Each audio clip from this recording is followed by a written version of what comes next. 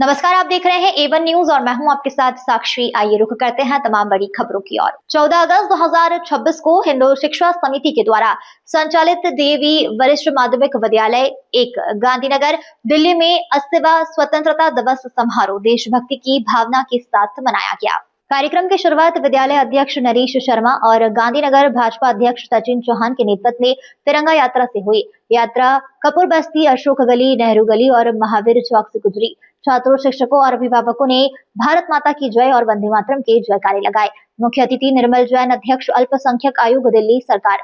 विशिष्ट अतिथि पार्षद प्रिया कंबोज और आरएसएस के सतीश शर्मा ने ध्वजारोहण का राष्ट्रगान कराया, जिसके बाद दीप प्रज्वलन और अमर जवान ज्योति पर पुष्प अर्पित करते हुए शहीदों को नमन किया गया है।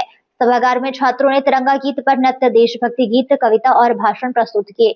10वीं के छात्रों का ए वतन और छोटे बच्चों का हम सब भारतीय है पर नृत्य विशेष आकर्षण रहे। छात्रों ने स्वतंत्रता सेनानियों की वेशभूषा में उनके आदर्शों को भी दर्शाया। प्रिया कंबोज ने शहीदों को याद कर राष्ट्र सेवा का संदेश दिया। सतीश शर्मा ने कहा कि अखंड भारत हमारा संकल्प है। विद्यालय प्रमुख लकीराम और प्रबंधक गिरिजेश रस्तोगी ने छात्रों को कर्तव्य और अनुशासन का पाठ पढ़ाया। नरेश शर्मा ने देशभक्ति और राष्ट्र सेवा पर बल दिया। कार्यक्रम का संचालन प्रियंका अग्रवाल और गजराज सिंह ने किया है। अंत में राष्ट्रगीत और प्रसाद वितरण के साथ समारोह संपन्न हुआ।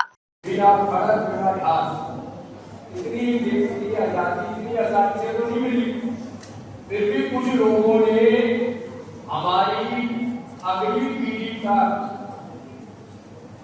मेघालय पुत्रों ने ऐसा षड्यंत्र रचा कि अपनी जो अगली पीढ़ी है उसे सही बात जाननी नहीं चाहिए उसके पास, तो उन्होंने नहीं बताया। अभी जैसा निर्मल जी ने बताया, बंगाल और पंजाब जब देश का विभाजन हुआ 14-15 अगस्त के बीच की जो रात्रि थी, तो कम से कम 20 लाख बंधु ऐसे थे जिन्होंने अपना घर बार छोड़ दिया। बड़े बड़े मकान थे, हवेली थी, कोठियां थी, लाखों का बैंक बैलेंस था, सब कुछ छोड़कर जीरो पर आ गए। आप कल्पना कर सकते 2 लाख से ज्यादा बंधु ऐसे थे। ये सारे आने जाने के चक्कर में जिनको बलिदान देना पड़ा, शहीद हो गए, कुर्बान हो गए। राष्ट्रीय स्वयंसेवक संघ में क्या कर रहा था, तो राष्ट्रीय स्वयंसेवक संघ के संचालक परम पूज्य श्री गुरु जी ने सब स्वयंसेवकों को निर्देश दिया था, ठीक है, आज समिति की ताकत नहीं है कि हम देश के विभाजन को रोक पाए। क्यों?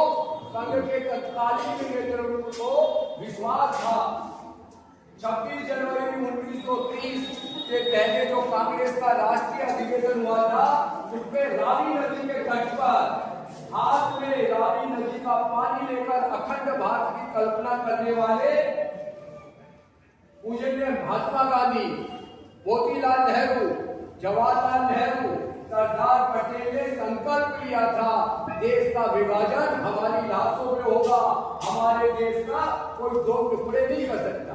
लेकिन फिर भी देश का विभाजन हुआ। श्री गुरु जी ने सब स्वयंसेवकों को पत्र लिखा, अखंड भारत के जिस भी हिस्से में आप हो, जब तक देश का एक व्यक्ति सुरक्षित वापिस नहीं आ जाए, आपको वापिस नहीं आना है।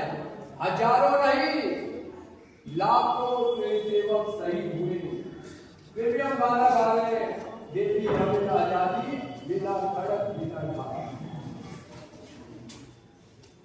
3 जून 1947 को जब अंग्रेजों ने तय कर लिया कि भारत का विभाजन होगा और तत्कालीन कांग्रेस ने इसको मान भी लिया, तो समय लगेगा विभाजन करने में, और समय लगेगा। कौन कौन से हिस्से कहां जाएंगे ये सारा तय हो गया। तो उसके बाद मोटा मोटा ऐसा सोचा गया था कि जून 48 में देश का विभाजन होगा।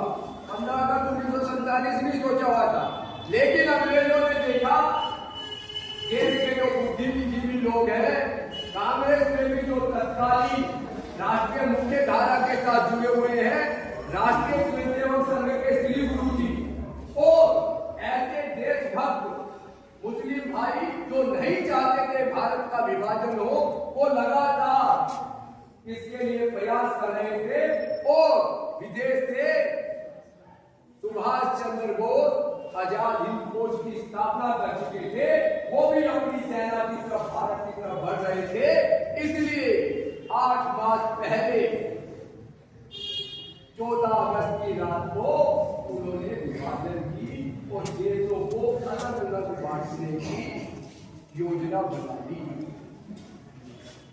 अखंड भारत को देखें तो धीरे धीरे हमारे देश से 1904 में नेपाल, 1906 में भूटान, 35 में श्रीलंका, 37 में म्यांमार, बांग्लादेश, धीरे धीरे ऐसे करते आए और 14 अगस्त 1947 में भारत के साथ पाकिस्तान भी अलग हुआ और बाद में 70 में पाकिस्तान के भी 2 हिस्से होकर बांग्लादेश।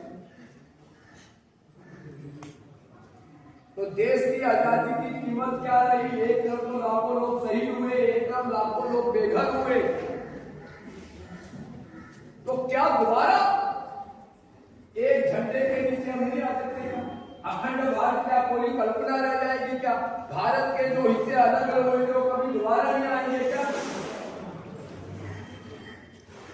तो पूजनीय महात्मा गांधी से लेकर वीर सावरकर से लेकर पूजनीय अम्बेडकर साहब से लेकर सबकी इच्छा यही थी, चाहे महर्षि अरविंद कह के गए हो, अखंड भारत अभी हिस्से हुए हैं, पूरे एक होगा।